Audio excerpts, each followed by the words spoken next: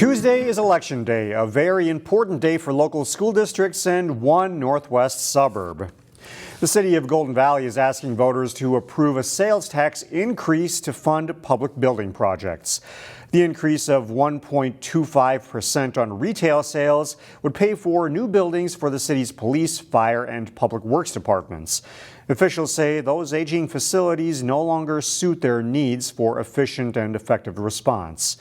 For police, Chief Virgil Green says a new facility would meet the growing demands of the department.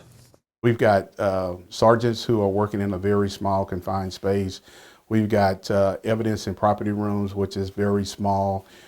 We've got front staff who are working in a very small confined space. As part of the plan, the city would acquire land outside the downtown area to build a new public works facility. The city would then construct a new public safety building for police and fire at the existing public works site. Several school districts have referendums on the ballot. That includes Brooklyn Center Community Schools, which is asking voters for an increase in its operating levy. Kevin Miller has more on the vote and what it means for the district. The day-to-day operations of Brooklyn Center Community Schools look like any other district from the outside, but according to Superintendent Carly Baker, students look to the district for much more than education. We have so many kids who spend their days outside of the bell-to-bell school day with us. We have students that often will eat 3 meals with us, breakfast, lunch, dinner, and snack. The district provides basic health services, and moving ahead, they'd like to offer even more help with mental health. Our young people oftentimes are experiencing things outside of the school day and the school hours in the community and in their homes that can lead to trauma. The goal is to meet students' basic needs. If we're able to meet those needs, that it ultimately makes learning more accessible for our young people. But the district can't provide those services without funding. Property taxes fund both teaching programs and health programs. This November, the district is asking voters to approve a property tax increase of about $15 per month to help cover the costs of teaching and their extra programs. The referendum dollars would help us to maintain a smaller class size,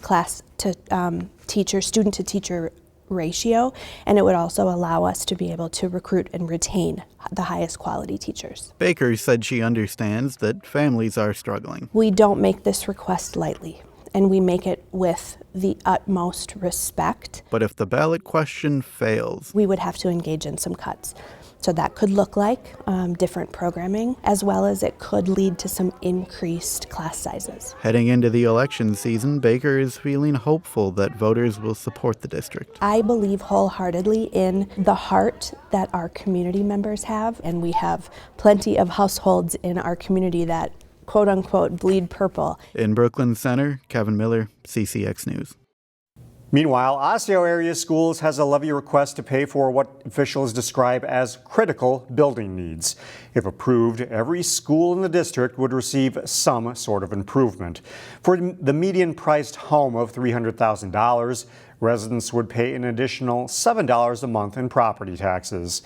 And Wayzata Public Schools also has a levy request on the ballot. It would replace an expiring technology levy and not raise property taxes. The request would pay for classroom technology and cybersecurity upgrades.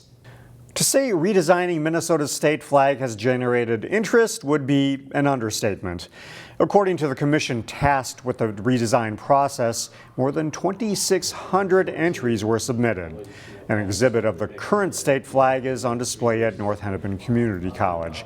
The commission's next step is to trim down the submissions to just 5 finalists.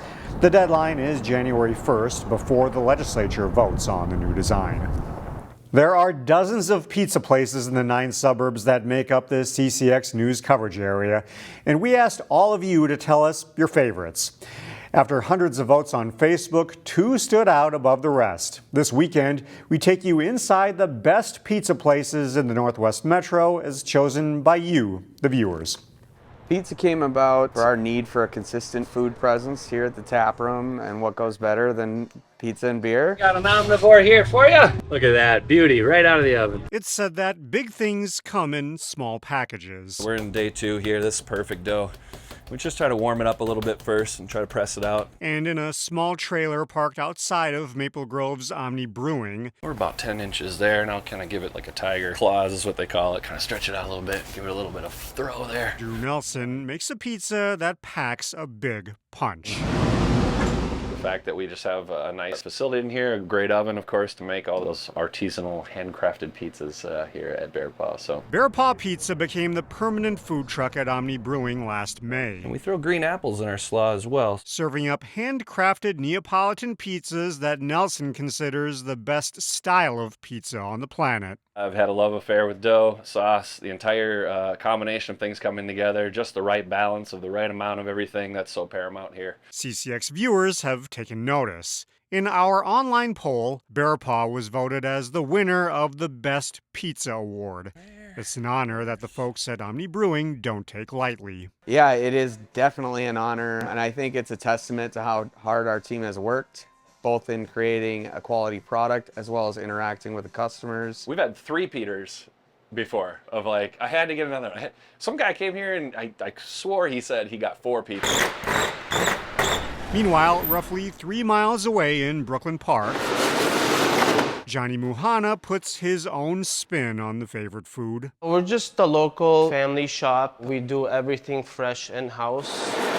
Muhana opened Johnny Boy's Pizza in 2019. I live in the area, I work in the area, I own a business in the area. This family-owned pizza place came in second in the CCX online poll. That's all thanks to our customers. Without them, we obviously wouldn't be here. I know it's so cliche, but it's the truth. In other words, he's built strong relationships with people in and around Brooklyn Park. It's that sense of community. Combine that with delicious pizza, and you have a recipe for success. Just come check us out. For Takeout Tuesday, Delane Cleveland, CCX News.